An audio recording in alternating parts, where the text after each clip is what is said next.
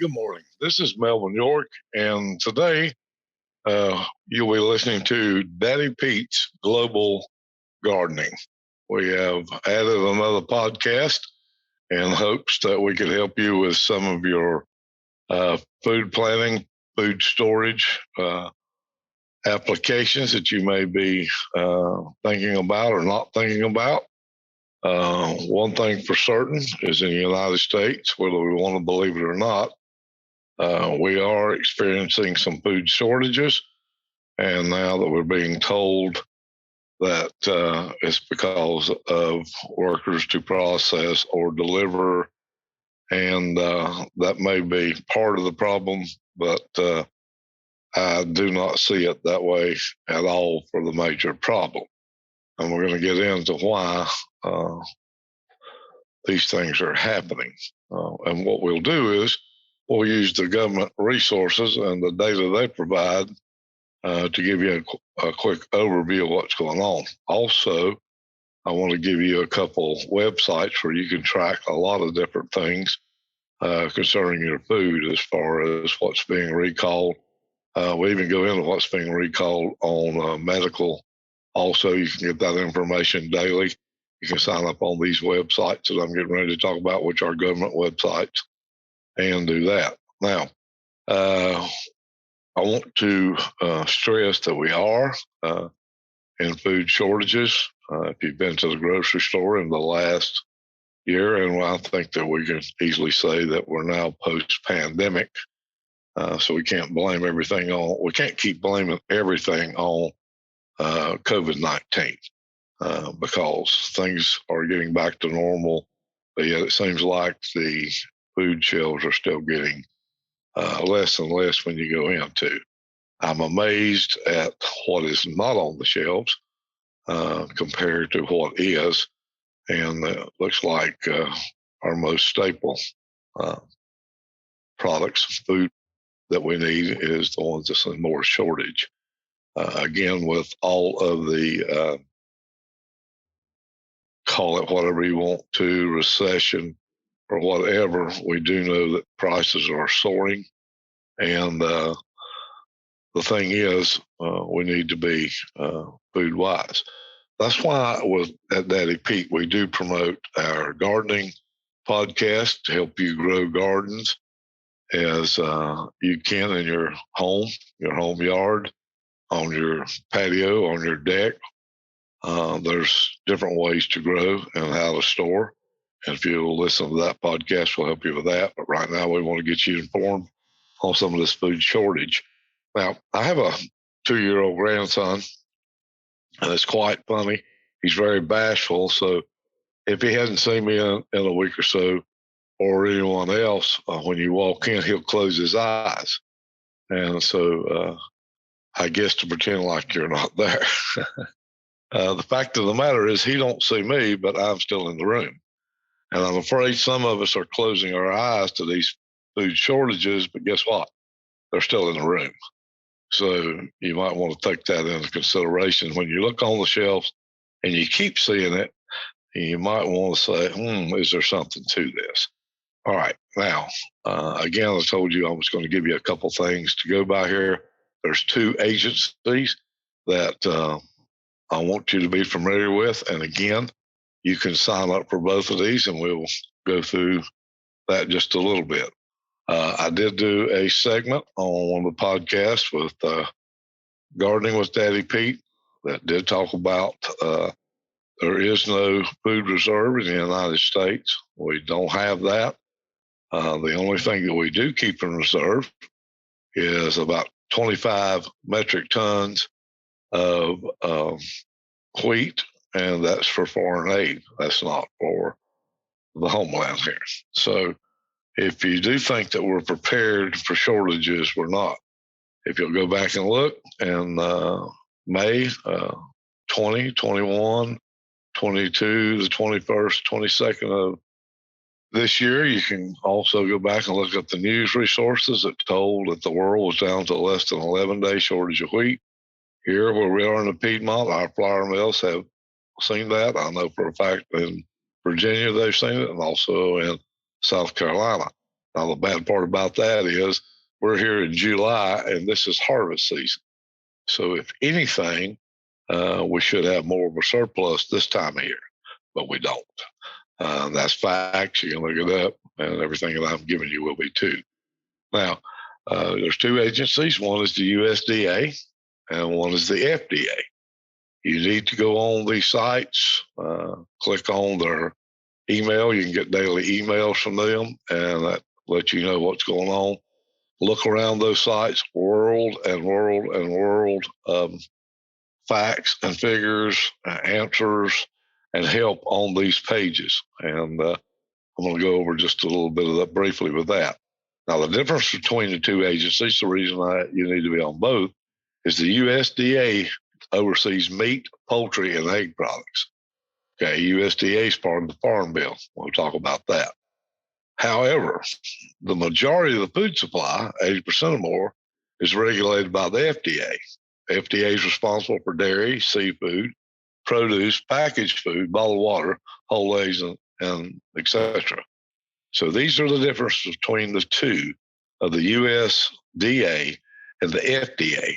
Keep that in mind. USDA oversees the meat, the poultry, and egg products. But 80% of our food supply is regulated by the FDA, and it's responsible for all the dairy, the seafood, the produce, packaged foods, bottled water, and whole water. Now, we're going to talk about exports and imports today. We're going to talk more about that, but we're going to go to the I want to go to the USDA page here for you to just kind of get an overview. When you go to their home page, you can scroll down and it gives you different things. And these are the products that the USDA regulates. Okay, just to give you a quick overview. The FDA regulates. This is the FDA, what they regulate. They regulate food, drugs, medical devices, radiation emitting products, vaccines, blood, and biologics, animal and veterinarian, cosmetics, and tobacco products are the things that they regulate. Now, under each one of those headings, you can go through there. And just for instance, I'll click on the food. Now, first thing that comes up, we're talking about the infant formula update, product recalls, and then the enforcement for some of the companies that didn't take heed to their warnings or intentionally didn't follow the guidelines. I'm going to hit on product recall here for one. This is one going back. I think I finally got a better list here. Let me see right here. If I can find that while we're talking here. On food, well, we can see that here in just a second. On the recalls, because this page is really, it is just to give you an idea. You can go down through on labeling and nutrition, the ingredients and packaging, food defense. You can do dietary supplements, chemicals, medicals, pesticides and foods, international coordination. You got compliance and enforcement, and science and research that's being done on food too. So it's not just one thing; it's a lot. Now let's go into recalls here in just a minute. I want to give you an idea of what we got on recalls here. June. Let's see if they've got it better. Okay. July 20th, Eat Just Incorporated recalls egg chop spring greens because of possible health risk. July the 19th, Albertsons Company's voluntary recall select ready meal seafood, undeclared allergens. July 16th, Sweet Lawrence Incorporated issued voluntary allergy alert on undeclared gluten product. Now, this just goes on and on and on. We have recalls, it seems like, every day. Just to give you another one here, on July the 21st, multiple brands. It's an over-the-counter medical product. It goes under drugs. The products were stored outside temperature requirements. The company name was Family Dollar on that one. Dose Vital. Dose Vital. It is honey. but is listed under drugs, undeclared active pharmaceutical ingredient in that dose vital honey, and that's by MKS Enterprises. Another one, ready meals, seafood items, food and beverage allergen, seafood product, undeclared allergen, fish, crustacean, egg, wheat, and soy. That's for the Albertson Company. Sweet Lawrence cookie, sourdough cookie.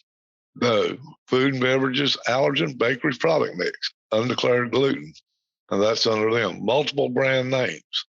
Magnesium citrate, saline laxative. It's under drugs. Microbial contamination with an word that I can't even think about, pronounce it, but it's through Vijon. Another one, July the 15th. These are all in July, guys. I'm just reading on and on and on. I'm just trying to get you to see what's going on with our food and what's making it to the shelves, but yet it has to be recalled. Noteria, freeze-dried blueberries, food and beverages. From Brandstorm, Belafonte, chocolate to die for, premium ice cream, food and beverage allergy. Undeclared peanuts. Okay, so if you got a peanut allergy, pick up that ice cream. Then you've got problems. You're going on with that, and we can go on and on. We're just up to July the 13th here. I'm going backward on this. Kingdom Honey, food and beverage type, undeclared solidifill in it. That's by Shop-Ax. Enjoy Life baked snacks. Product may contain hard plastic pieces. Enjoy Life natural brands. Even for your dogs. Here's Began Barker, Billow's Best Friend, and Green Coast Pets chicken dog treats. This is under the Animal and Veterinarian recall. Salmonella, Stromberg Foods. So it's not only for you, not only for your children, but even for your pets. Let's go see if there's another. Right here's another one for pets. Primal Pet Foods, raw frozen primal patties for dog beef formula. Potential Listeria monocytogenes. All right, and that's under Primal Pet Foods. So it goes. The list goes on and on and on. But these are the things you can go to the FDA's page, and you can sign up on an email, or you can check them every day, whatever you want to do. But you can go through Facebook, you can go through tweet, LinkedIn's got it, or you can do your email, or you can actually print it off if you want to do it. So there's a way to sign up on these pages for that. Now, let's go into, let's just check right here the USDA for a minute. USDA, you go to their homepage, and again, they tell you about recalls on their part. They also tell you about different reports on export and import.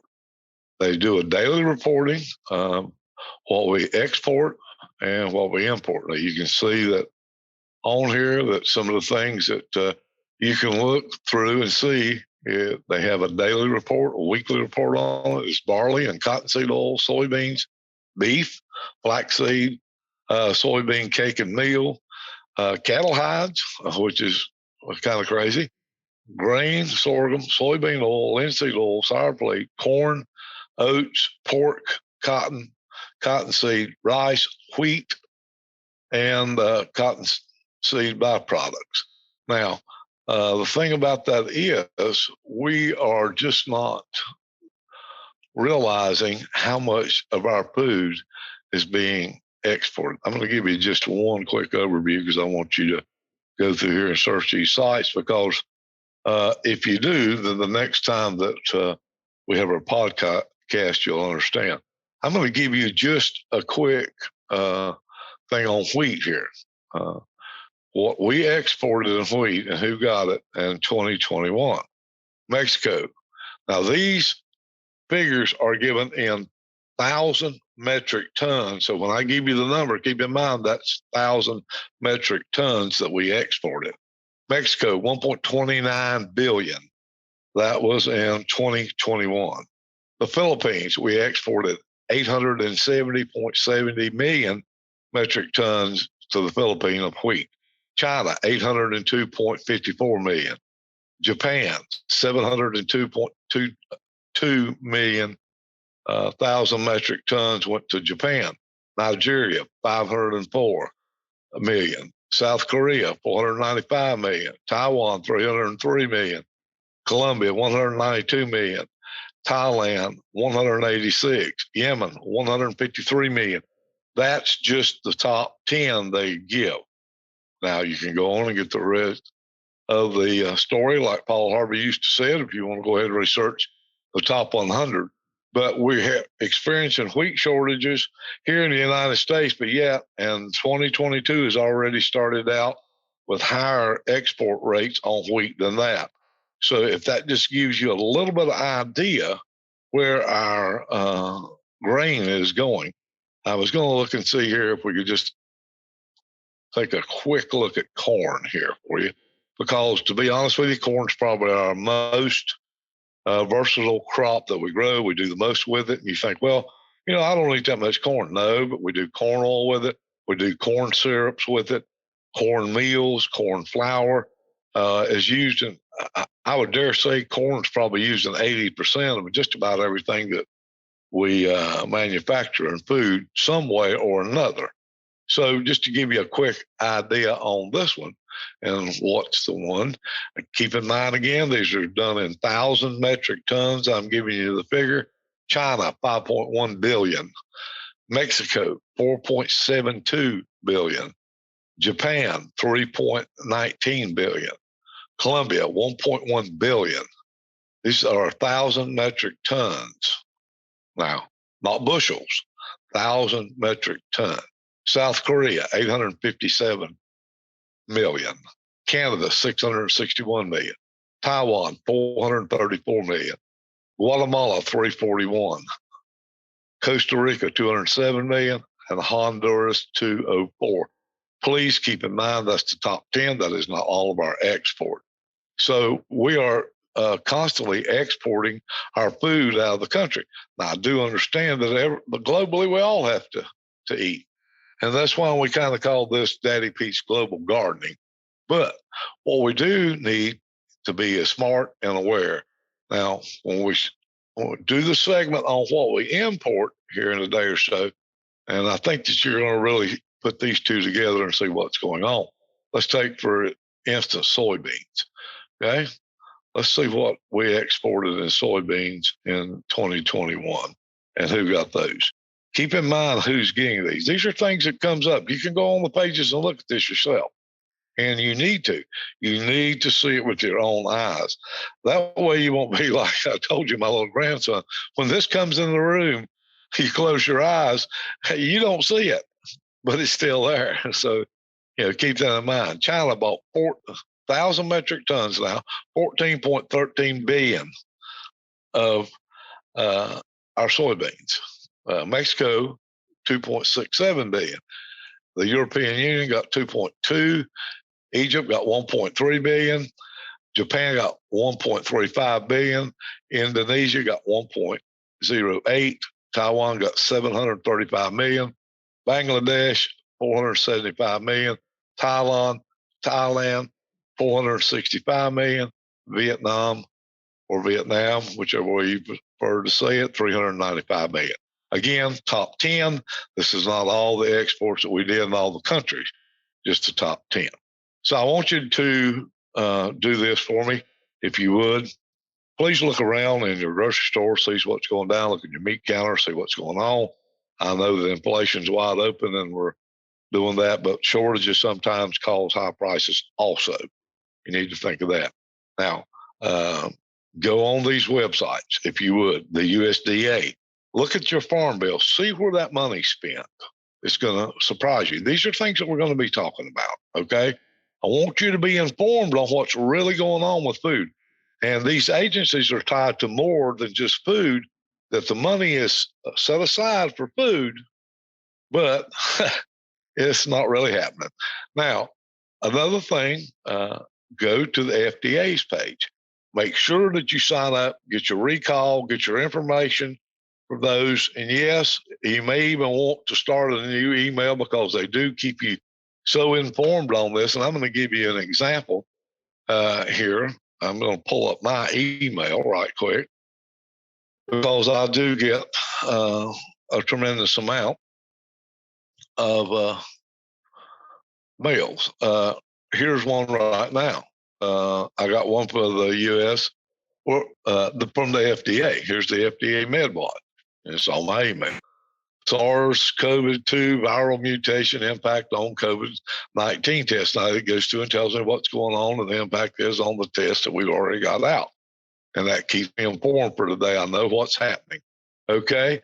Let me go down here and grab another one because, good Lord, they're everywhere. But I just want to get something that kind of gives you an idea. Okay. Well, here, just so you'll know, USDA is wanting to buy upland cotton. That's something. And then you go on and it gives you the report for it. Let's go to another one right quick and see what's going on here. Here is one of the best things you can do. Once you go to the USDA page, signed up for, they have what they call a magazine. Will be online. It is Amber Waves, AMBER, Waves, WAVES, and it's the economics of food, farming, natural resources, and rural America.